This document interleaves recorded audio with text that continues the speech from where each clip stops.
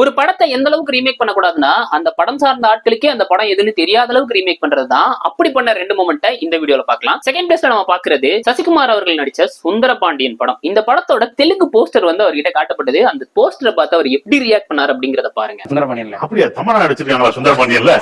இதுவே ஆச்சரியமான ஒரு விஷயம். இது எப்படி எனக்கு தெரியும்? லட்சுமி மேனன் தான் தமனாவா?